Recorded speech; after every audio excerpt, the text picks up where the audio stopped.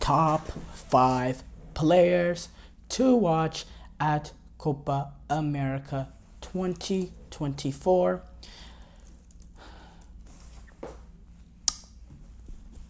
Oh, this is gonna be interesting list. This is gonna be a list that I will get, probably canceled over. But keep in mind, this is not just the best.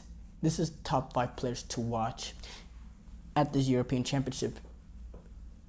And number 5, he's not the top 5 player at this Copa America. There's a lot more better players than him here. But just because of the hype, has to be Enrique. He is 17 years old, and he's becoming a huge name in football already. He's made that big money move to Real Madrid. He's currently playing at Palmeiras, and there's been so much hype on him.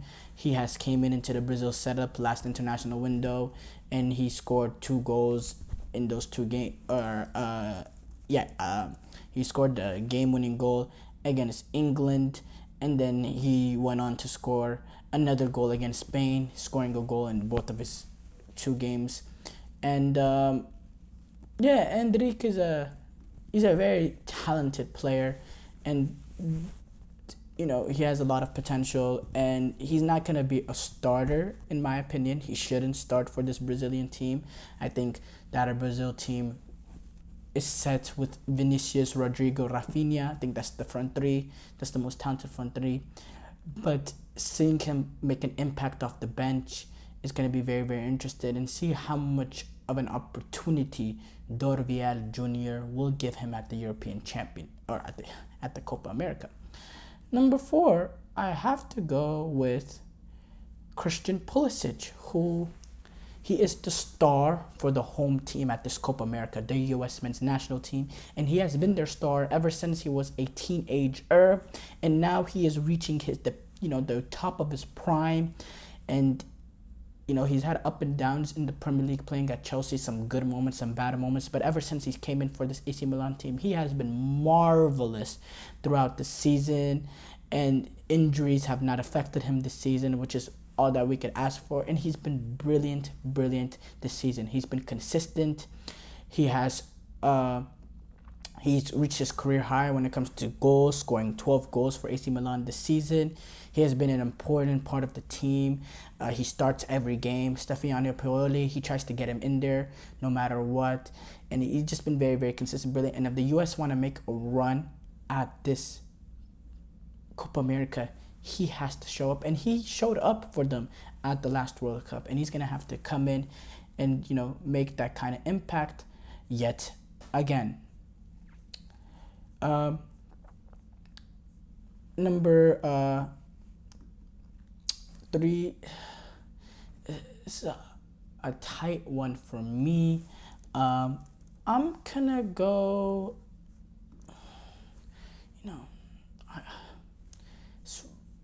You could go a lot of different ways here.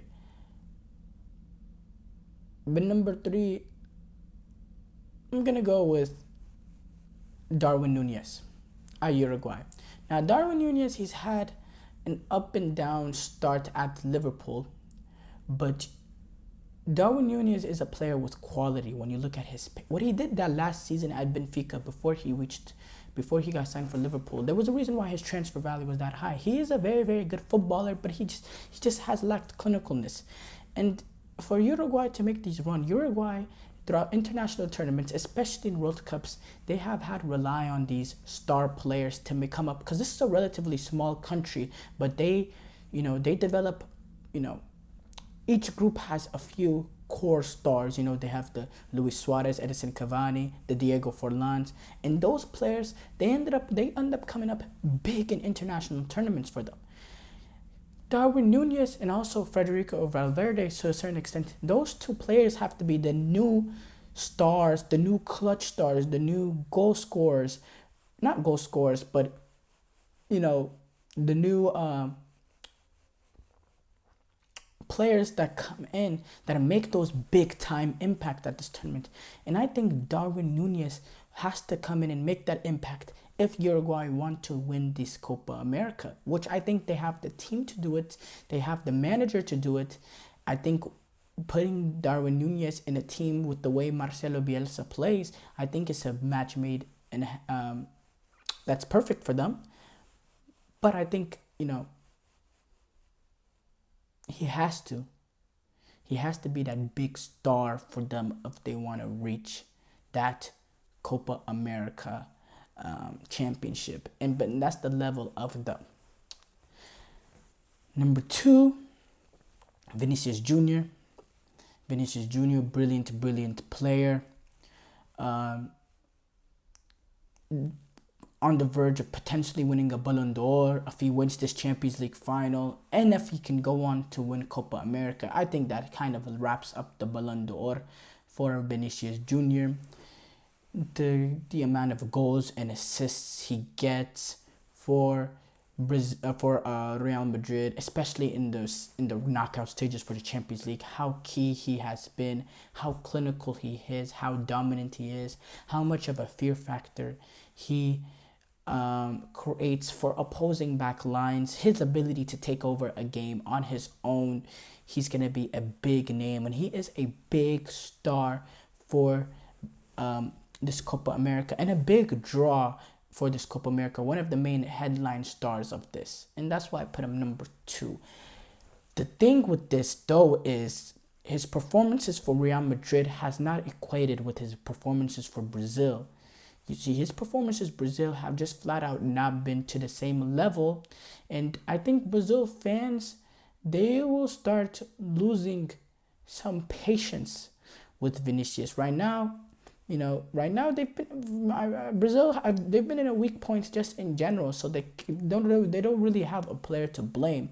But let's say Vinicius goes on and wins this Copa America, and the way he did it, how dominant he was, Brazilian fans are gonna want that sort of level for Brazil, and they were patient with him throughout the World Cup. And despite his performance in the World Cup, it had the turn. There hasn't been a huge backlash towards Vinicius, but if he has a Copa America where he does not show up for Brazil, I think he's going to open himself up to huge criticism. And I think it's an imperative for him and his Brazilian career for him to have a very, very good Copa America and, to win it with Brazil. Because when you are the Brazil national team at Copa America, at any international tournament, anything less than winning it all is a complete and utter failure for the likes of Brazil. And that's why I have Vinicius number 2. And number 1, I have to say, is Lionel Messi. You can talk about whether he's playing at Inter Miami or not. It don't matter. This is Lionel Messi. And I think the fact that we have not seen him play at the top level in so long makes this much more anticipated, because let's be honest, Messi's opening game against Canada is going to be the first time a lot of fans have watched Messi in a year or so, because people are not going to watch MLS. I don't watch MLS, and I watched a few World Cup qualifiers here and there, but this is going to be the first time most people are going to watch Messi playing in a real meaningful football again, playing for Argentina. And there's people that are, that assume, not just Messi, I think Ronaldo suffers the same fate. Oh yeah, these guys are in MLS and Saudi, they're over the hill. But these guys are still brilliant players. Messi had 5 assists and a goal in one game a few weeks ago. I mean, that's just unbelievable. And I think this Copa America is going to reminding people who Messi is again, because it seems like some people have forgot when they discuss about the world best players. Obviously, you can't mention him playing in MLS, but I definitely think he is still the best player at this Copa America. That's for sure.